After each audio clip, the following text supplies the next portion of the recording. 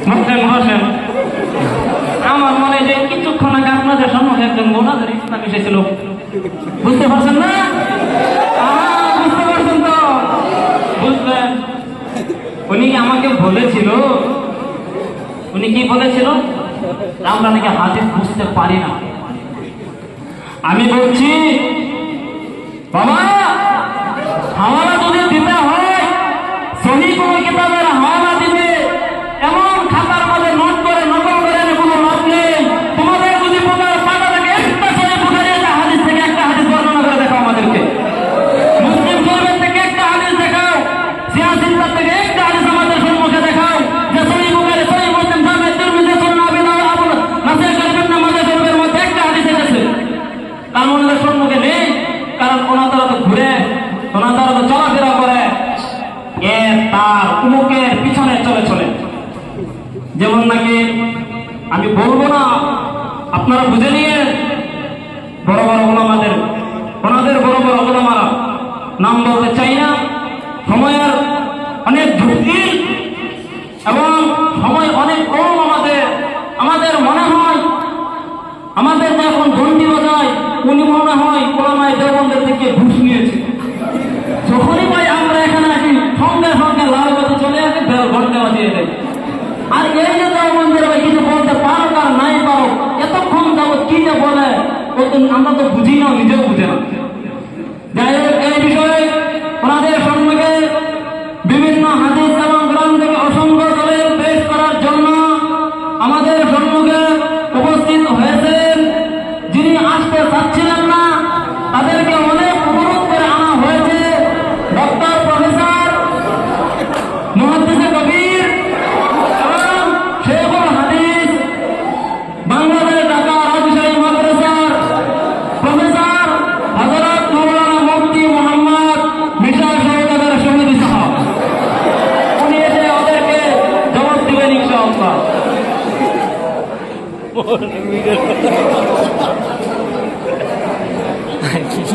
السلام عليكم ورحمة الله وبركاته.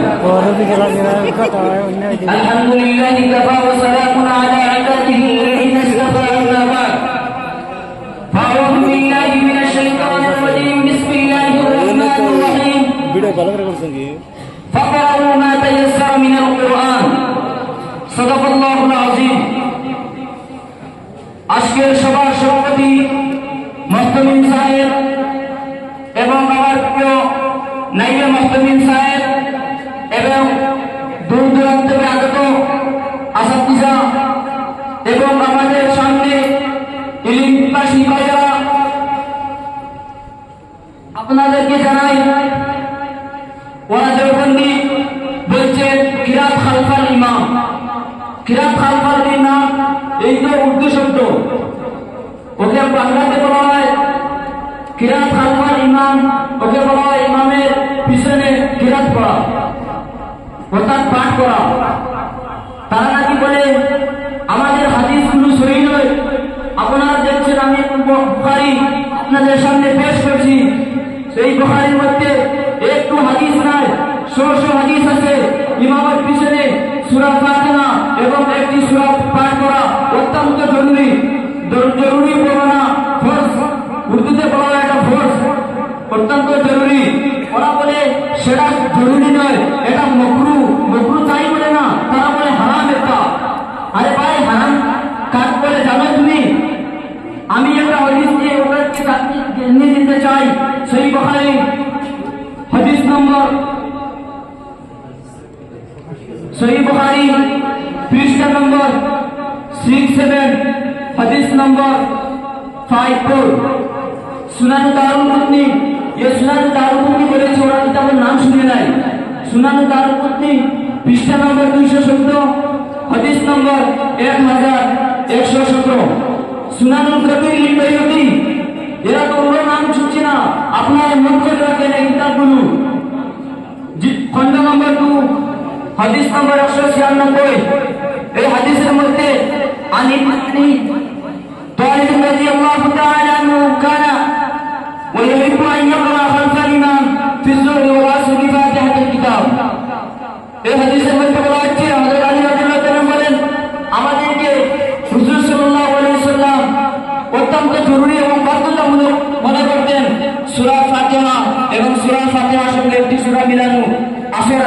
ফজরের নামাজের মধ্যে। ওরা কি বলে আমরা একই হাদিস বলি, আপনারা কি বলেন আমি এক হাদিস বলেছি? এটা বুখারী, আপনারা বুখারী পড়লেন দেখবেন আমি সমাগুলো বলেছি বুখারী আমি এনেছি, তাই কারণে ওটা বিশ্বাস করবে না তো। তাই শেষ নয়, তারা বলছে আমরা যেগুলো হাদিস বলি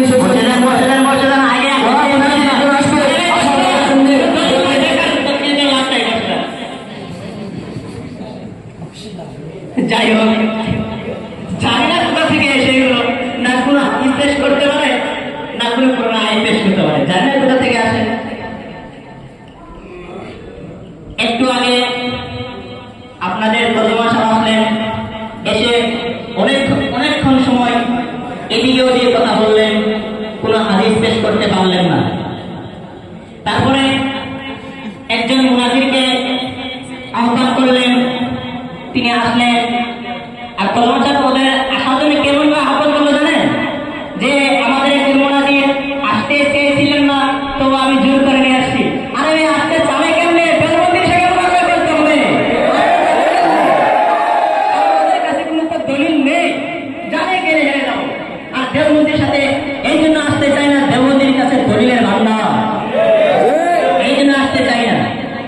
তারপরে মুনাফির সাহেব আসলেন, এসে বললেন কি আমি আপনাদের সঙ্গে বুখারী শরীফ পেশ করছি। বুখারী শরীফ হাদিস কিন্তু বলে না, বুখারী শরীফ বলেছে। আরে ভাইরা, বুখারী শরীফ পেশ করলে হবে না, বুখারী শরীফের হাদিস পেশ করতে হবে, ঠিক কিনা? আর কি বলতে দারুল কুতনি আর কি কি নাম বললো জানি না, ওইগুলো কোনো সিয়ার ভিতরে আছে ওইগুলো নাম। আর আমরা আপনাদের সম্মুখে যত দলিল পেশ করি সব সিয়ার চিত্তাতে কোরআনের আয়াত থেকে। যাই হোক, দেওবন্দি আসছে এবং থাকবে, যা আল হক ওয়া যাহাবাল বাতিল ইন্নাল বাতিলা কানা যাহুকা। দেওবন্দি হক পথে থাকবে, আর এই বাতিল তো মিটাই যাবে। আরেক বিষয়ে আমাদের শেষ মুনাজির মুহাদ্দিসে কবির হযরত মাওলানা সাবির আহমদ সাহেব, তিনাকে আমি অতি সম্মানিত সহিত এই স্টেজে আহ্বান করছি। তিনি আসবেন এবং তিনাদেরকে সেই গুমরার পথ থেকে সেই হাদিস বুখারী শরীফ এবং সিয়ার চিত্তার থেকে হাদিস পেশ করে তিনাদেরকে আমাদের আহলে হাদিসের সঙ্গে তাদেরকে বুঝিয়ে নিয়ে আসবেন ইনশাআল্লাহ। السلام عليكم ورحمة الله وبركاته. اللهم إنا نحمدك ونستعينك على البث. بسم الله الرحمن الرحيم. প্রথমত আমি বলবো, আমি সভাপতিকে অনুরোধ করব যে যারা আমাদের সঙ্গে বহন করতে এসেছে তাদেরকে স্পষ্ট ভাষায় বলে দিন যে হাদিসকে সম্পূর্ণ পড়বেন। আধা হাদিস পড়ে আধা ছেড়ে দিয়ে নিজেকে আহলে হাদিস দাবি করবেন, তা কখনো মাইনে নেওয়া যায় না। তুমি সম্পূর্ণ হাদিস পড়বে, সম্পূর্ণ হাদিসের মজমুআকে পড়বে, পড়ে দেখবে রাসূলুল্লাহ সাল্লাল্লাহু আলাইহি ওয়াসাল্লাম কি বোঝাতে চেয়েছেন, তার মজমুআ কি, তার খুলাসা কি, তারপরে আমল করার চেষ্টা করবেন। নিজেকে আহলে হাদিস দাবি করা যায়, কিন্তু আহলে হাদিস বলা যায় না। নিজেকে শের দাবি করা যায়, কিন্তু নিজে শের কখনো হতে পারবে না। শের কখনো নিজেকে শের বলে দাবি করে না, জঙ্গলে গেলে তার প্রমাণ অবশ্যই পাওয়া যায়। এখন আমি বলবো, আমার মুখালিফ যে হাদিস পেশ করেছিলেন, আমি চ্যালেঞ্জ দিয়ে বলবো তাকে সনদ পড়ার কথা বলুন, সে কখনো সনদ পড়তে পারবে না। ভাই শুনে রাখুন হাদিস কিভাবে, তার সনদ কি। হাদাসানা মাহমুদ قال حدثنا البخاري قال وقال لنا آدم حدثنا شعبة قال حدثنا سفيان بن حسين سمعت الزهري عن ابن ابي رافع عن ابن ابي طالب رضي الله تعالى عنه انه كان يأمر ويحب ان يقرأ خلف الإمام। এই হাদিসের সনদ এরকম। আমি চ্যালেঞ্জ দিয়ে বলবো হাদিস ওরা পড়তে পারবে না। আর যার বুখারীতে গিয়েছি, বুখারীতে এরকম হাদিস নেই। আমি সম্পূর্ণ বুখারী পড়েছি, আমি বুখারীর ইবাদত পড়েছি, কিন্তু বুখারীতে এরকম হাদিস আমার নজরে আসেনি। যাই হোক, উনি আগে থেকে রেফারেন্স দিয়েছেন সুনানুল কুবরা লিল বাইহাকি, দারে কুতনি।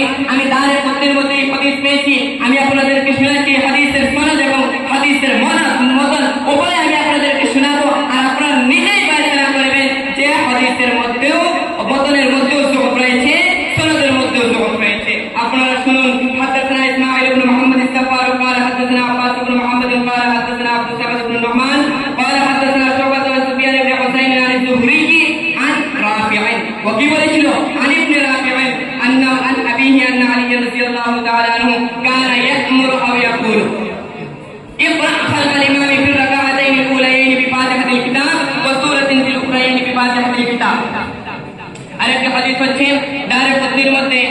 নম্বর 1255 সোফা নম্বর 417।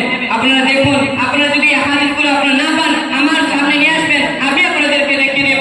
হাদিসের সনদ হচ্ছে قال حدثنا بكر بن حيثم القاضي قال حدثنا محمد بن اسماعيل الاحسبي قال حدثنا وكيع عن علي بن صالح عن ابن الاصبهاني عن المختار بن عبد الله بن ابي ليلى عن ابيه قال قال علي رضي الله تعالى عنه من فرض خلف الامام فقد اخطا الفطره। আপনি ওই হাদিস দেখলেন, এই হাদিস কি আপনার চোখে পড়েনি? হযরত আলী থেকে বর্ণিত রয়েছে যে ইমামের পিছনে কিরাত পড়বে সে ফাকাদ আখতা আল ফিতরা। দ্বিতীয় হচ্ছে অবিহি قال حدثنا احمد بن محمد بن سعيد قال حدثنا احمد بن يحيى قال من اجل كتابه ابيه قال حدثنا ابي قال حدثنا قيس عن العمار عن عبد الله بن ابي ليلى قال قال علي من قرأ خلف الامام فقد اخطا الفطره। দারুল হাদিস নম্বর 1258 সফা নম্বর 418।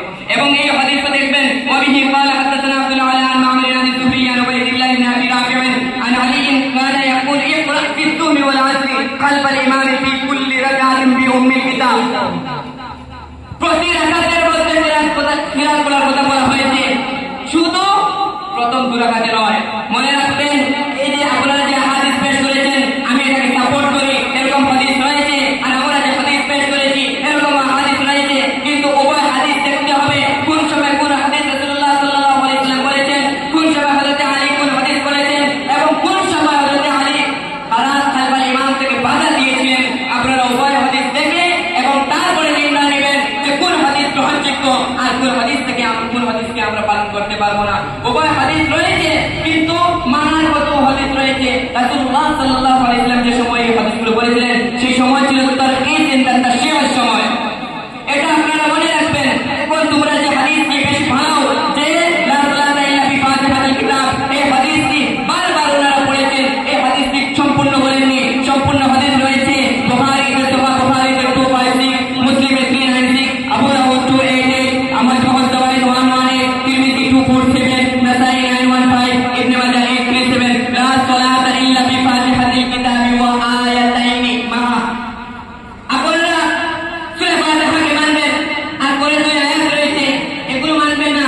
আধা হাদিস মেনে নিজেকে আহলে হাদিস দাবি করবেন, আর আমরা সম্পূর্ণ হাদিসের মজমুআকে মেনেও আমরা নিজেকে আহলে হাদিস কি দাবি করতে পারি না। মজমুআ হাদিসকে মেনে আমরা নিজেকে যদি আহলে হাদিস দাবি করতে পারি না, তোমাদের মতো দাবি কোন আহলে হাদিসকে কখনো আমরা সাপোর্ট করিনি, করব না, আর কখনো ফিউচার করতে পারি না। দ্বিতীয় কথা হচ্ছে